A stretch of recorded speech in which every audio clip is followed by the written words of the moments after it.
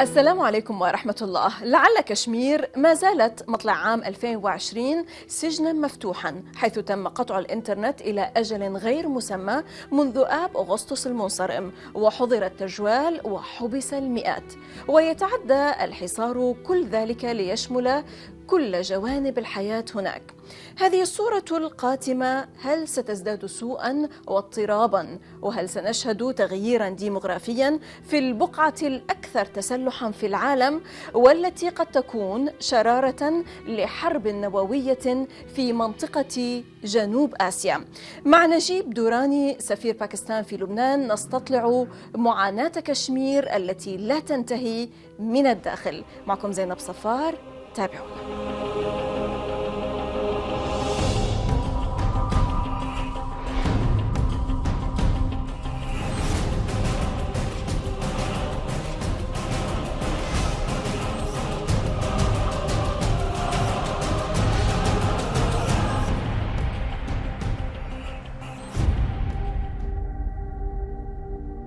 في آب أغسطس من العام 2019 أعلن رئيس الوزراء الهندي ناريندرا مودي، الذي أعيد انتخابه منذ وقت قصير، إلغاء المادة الرقم 370 من الدستور الهندي، ما أدى إلى دفع كشمير لتصدر العناوين الكبرى للأشهر المقبلة نتيجة حالة عزل قاسية وحظر للتجوال وقطع في وسائل التواصل والإنترنت مذ ذاك، ما ترك حوالي 8 ملايين نسمة من سكان كشمير من دون أدنى سيطرة على حياتهم. ويستمر حظر المعلومات والتجوال حتى يومنا هذا. الناس محتجزون في منازلهم، والمئات ومن بينهم العشرات من النساء المسنات اللواتي ينحدرن من عائلات رائدة في مجال السياسة والأعمال تعرضوا للتوقيف وأرسلوا إلى سجن شرينغر المركزي منذ لحظة تجمعهم في المدينة للاحتجاج سلميا على إلغاء المادة الرقم 370. هذا التعتيم لا يعقل أن يستمر إلى الأبد، ولكن حين يزول قد يرى العالم كشمير مختلفة بشكل جذري. السيد نجيب دوراني سفير باكستان في لبنان كيف يصف الوضع الحالي في كشمير ومعاناة الناس المحاصرين هناك؟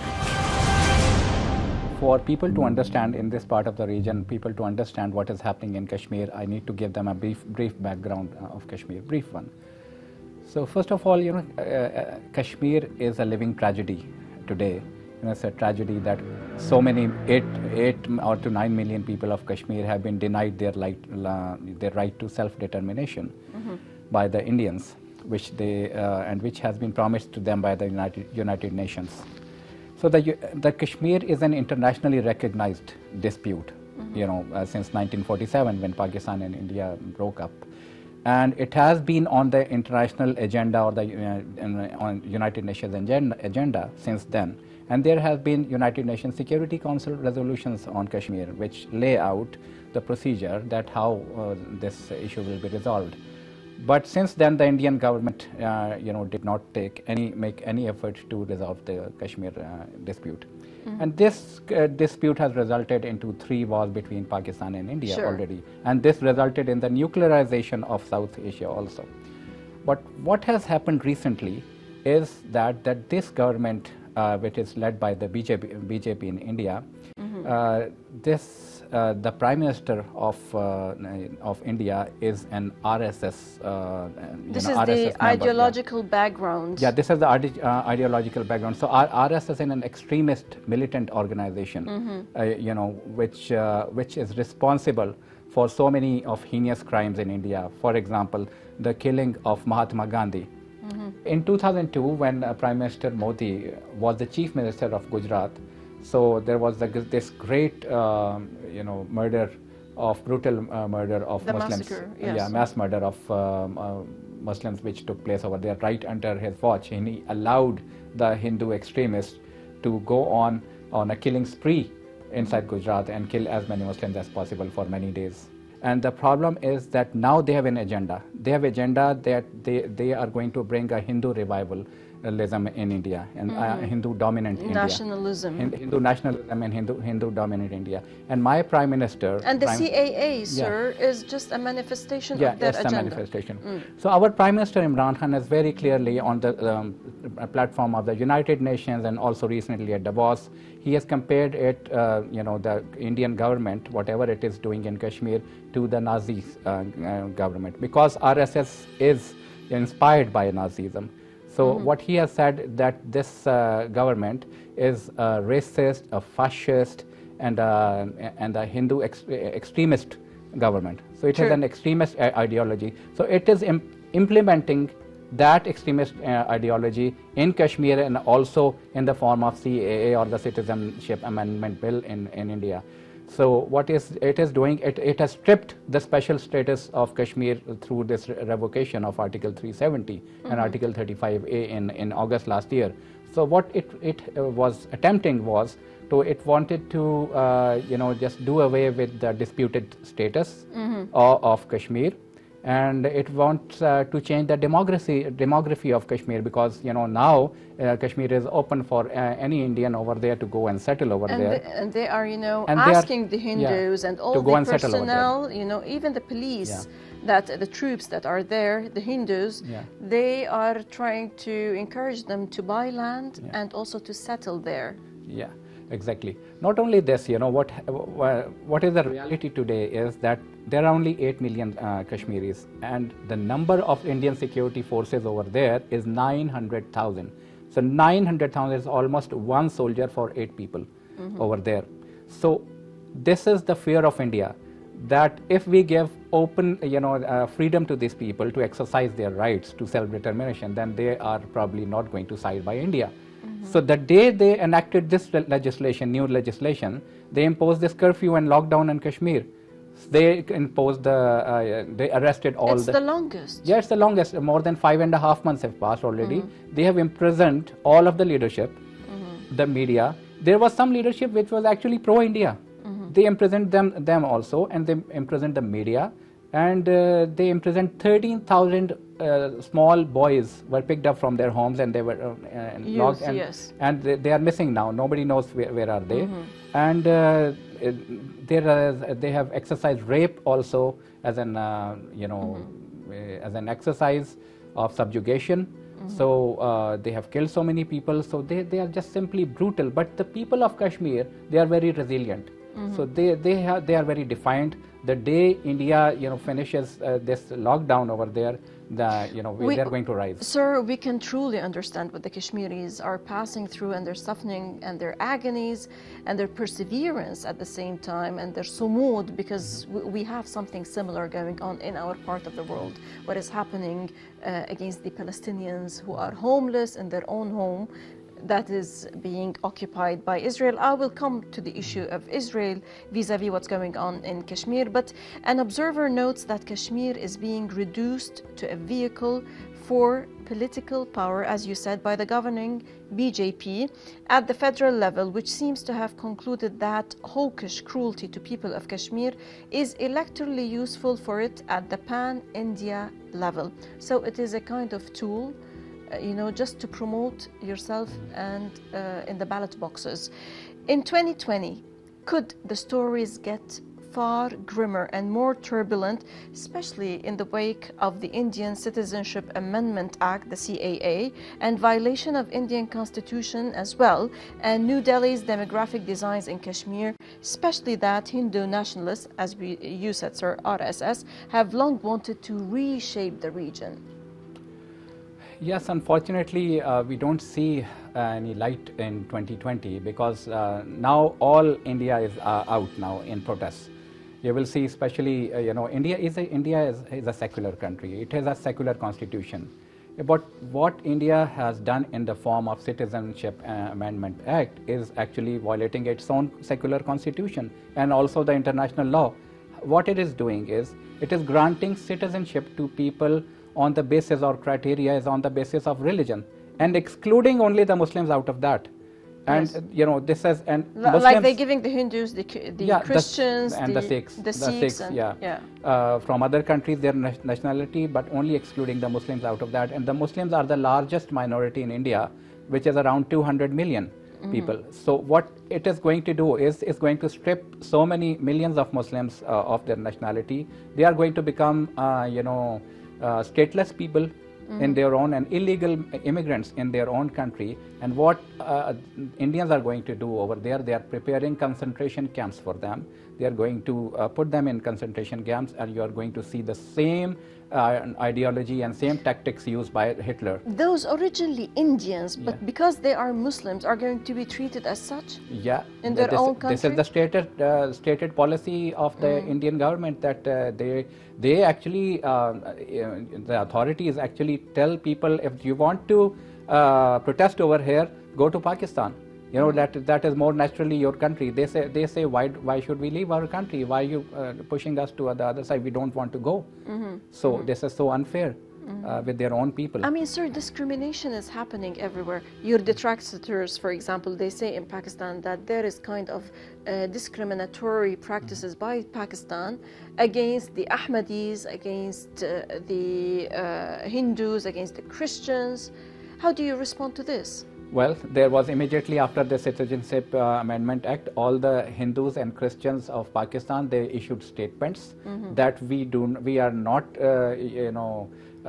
repressed over here in Pakistan, and we do not plan at all to go to Pakistan. They have given statements, their community leaders have given statements that they don't plan to go back to India, you mean? They don't want. So India has basically enacted the Citizenship Amendment Act that if anybody is being suppressed in Pakistan, Bangladesh or Afghanistan, they can come back to India because they are going to make a Hindu India. This is what they are doing. But the Hindus in Pakistan have refused to go. They say we are okay over here because what they are seeing over there, they don't like it, so they have refused to go over there. What, in your opinion, sir, is the way forward vis-a-vis what is taking place in Kashmir?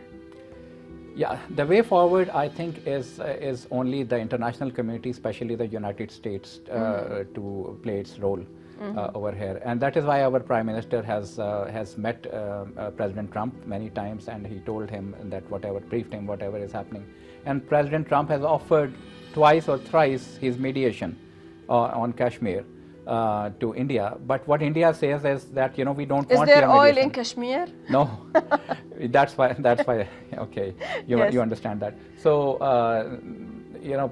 Prime Minister Modi has just refused to even American mediation. So, what do? They refuse to talk to us. Indians refuse to talk to us. This is what our Prime Minister offered to them, that we need to have a dialogue because there are so many millions of people are suffering on both sides. And you have done many goodwill gestures in this regard. After the Pulwama incident, for example, you send them back their pilot without any kind of bargain. And then you open the Kartarpur corridor for the Sikhs to come for pilgrimage, which is a very holy site for them, without any visas and so on and so forth. So it means that, Pakistan is opening the doors for a dialogue, for sitting on the table, for negotiating. Yeah, exactly, because, our leader, Mr. Imran Khan, is a leader with a vision. He has a vision not only for his own country, but for the region and for the whole world. And that is why he's been respected wherever he goes. He's listened to. He is the most viewership, wherever he goes.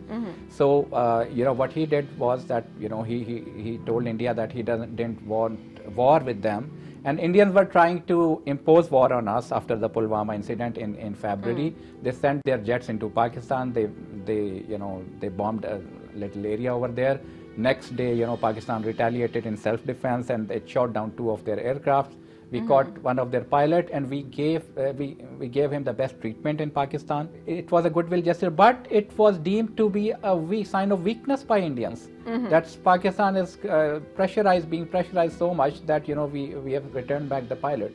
But basically, we averted a war between 2 nuclear neighbors, and now when India had this clampdown in Kashmir, Pakistan opened this Kartarpur corridor for the Sikh community in Indians, and the Kartarpur is the most holiest site for the Sikhs, and they are so happy. And we commend you for such kind of move, because it's a kind of respect for the values of other denominations. Great gesture of generosity for Indians across the border with whom we have been fighting wars, and we have just opened a corridor where they can come in without any passport, without any visa, and just go and do whatever they like. Right. Allow me to stop you, sir, for a short break, and then afterwards we're going to continue and to talk about Israel's perhaps instrumental role in what's going on in Kashmir, but after the break.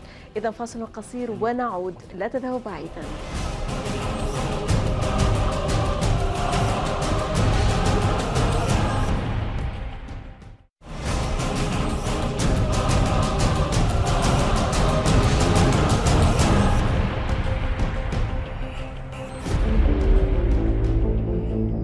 في 23 من كانون الثاني يناير المنصرم قامت باكستان وللمرة الثانية بتجربة غزنوي، وهو صاروخ أرض باليستي استراتيجي ويمكنه حمل مجموعة من الرؤوس الحربية التقليدية إضافة إلى رؤوس نووية، ويصل مداه إلى 300 كيلومتر.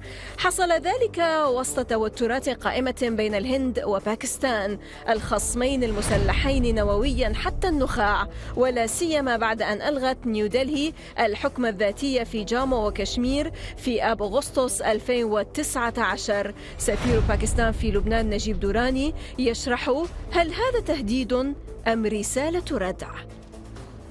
I won't read too much into this missile experiment because we have been testing missiles since we became nuclear, and after that because this is part of the delivery systems of Pakistani weapons.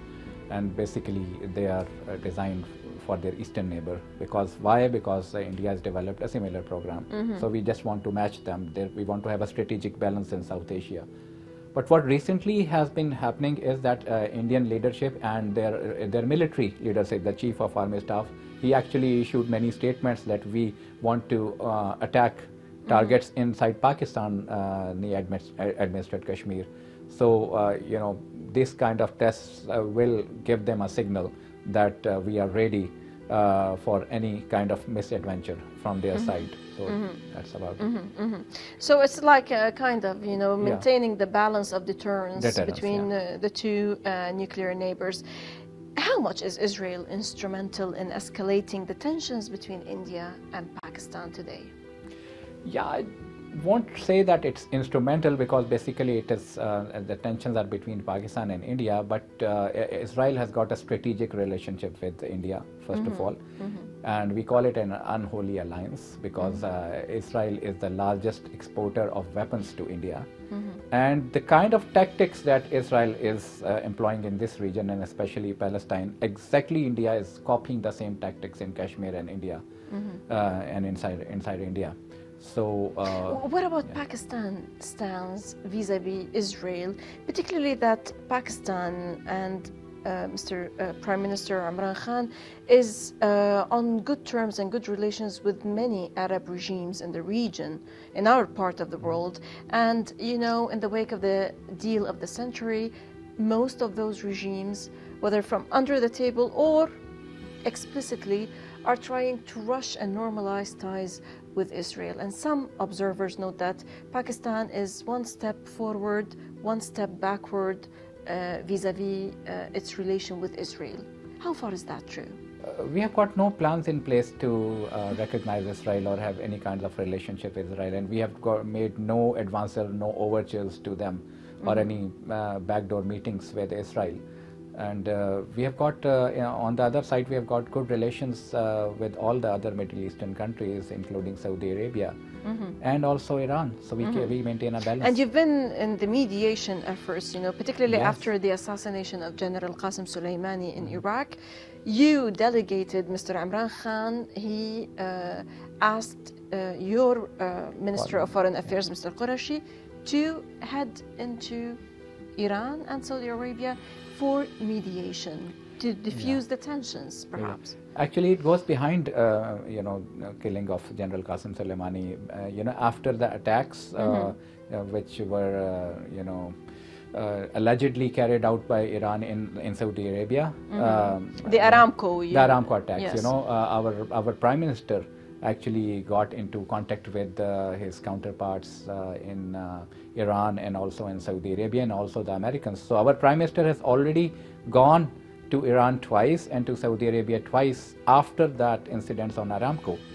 So after the killing of General Qasem Soleimani, he designated his foreign minister to go to all the stakeholders and all the countries in the region and the United States to ask them to exercise restraint. As a diplomat, what can you tell us about, the aftermath and the outcome of such kind of meetings? Well, I can't say much about the outcomes of these meetings because the regional dynamics are there, as you can see. But what we have told them is our concern that any kind of violence or war in the region is going to be devastating not only for the region but also for the whole world. So we are trying to draw their attention towards this fact. Right. Allow me to take you back to Kashmir. What about the case of Yassin Malik, the leader of Jammu Kashmir Liberation Front? How is he today, and what have you been doing in this sense to try and, just allow his family to unite together? His wife is Michelle Malik, yes, she is in Islamabad, and he is there captivated and in a very bad health condition. Yeah, unfortunately, Mr. Yassin Malik has been having a very bad health condition for many years. And, because, India has imprisoned all of the Kashmiri leadership over there. It's denied them of all their basic rights, even going to the hospital over there. So we are very concerned about Mr. Yassin Malik, but the thing is that the Indians are not talking to us. So, the only resort that we have is going to the human rights organizations, in Where is the UN, sir, vis-a-vis what's going on? I mean, they don't see, they're turning a blind eye to what's going on in Kashmir, but they are opening their eyes wide open to what is going on elsewhere, for example. Why? Well, I hope so. That the same thing is happening with Yemen. Yeah, I hope that they open their eyes in other places, but in the case of Kashmir and Palestine, both of the conflicts are unresolved, and this is a great failure of the United Nations not to resolve these disputes, because these can lead to great wars, and Kashmir is a bone of contention between two nuclear armed neighbors. And if there is any kind of escalation in our region, or there's any miscalculation in our region, it could lead into a nuclear war, which can have devastating consequences for the whole world. For the whole world, globally, yes. Do you have any one last word for the people of Kashmir through Al Mayadeen TV? Yes, I would really like the people of Lebanon and the whole Arab world to stand up for their brothers over there, because this great human tragedy is unfolding right in front of your eyes in this time, in this century, and the people are being denied of their basic fundamental right to live over there. So please stand up for the rights of these people. Bless your heart. Mr. Nagib Dowrani, Ambassador of Pakistan to Lebanon, many thanks indeed for your eye-opening insights, sir. Thank you very much. Always welcome, sir. إذا لقاء جديد في الأسبوع المقبل مع ضيف جديد وقضية جديدة ودائما من الداخل. للمزيد من التواصل تابعونا على صفحات السوشيال ميديا من كل فريق عمل برنامج من كل الميادين. السلام عليكم ورحمة الله.